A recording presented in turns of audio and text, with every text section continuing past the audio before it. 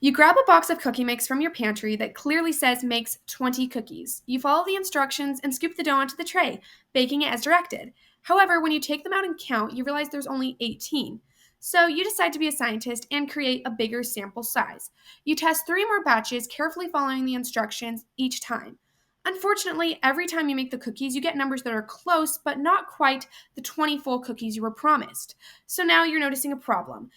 Your observed value is different from the expected value of 20 cookies. In life, situations where reality doesn't match up with expectations happen all the time. But in math and science, when discrepancies between numbers show up, it's important to figure out if this is due to a variable or if it's just random chance. Today, I'm going to be teaching you the formula that does just that.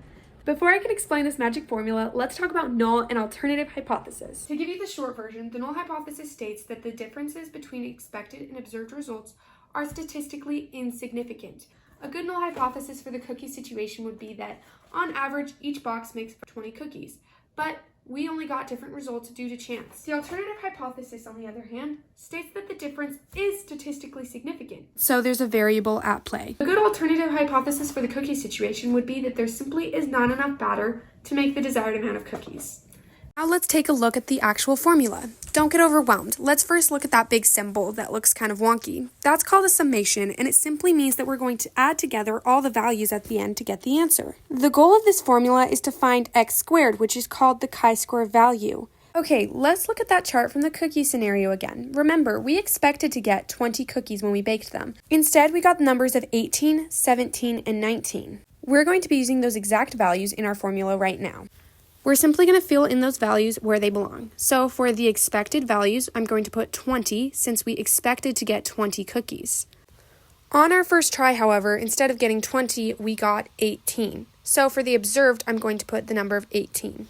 Now you're going to do that same exact thing for every single batch that we did. So since we made 4 batches of cookies, there will be 4 different calculations.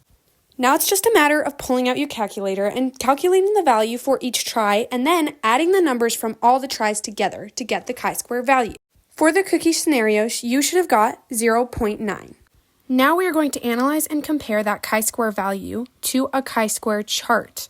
Don't worry, I'll explain what all these numbers mean. First, let's look at the top bar that says degrees of freedom. Degrees of freedom are the number of possible outcomes or categories in the experiment minus 1.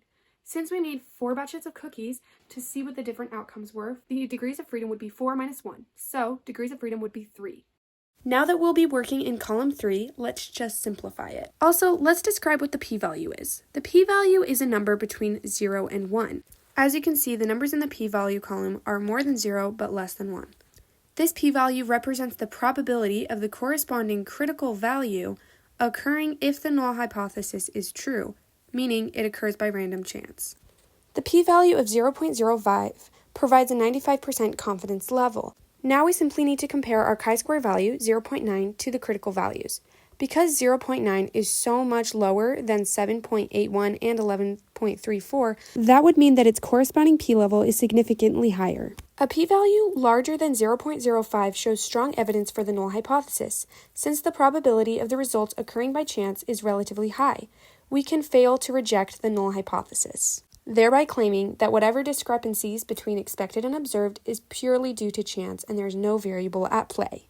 So, we can fail to reject the null hypothesis, showing that even though the number of cookies weren't exactly the same as expected, those differences were due to chance and not because of any variable.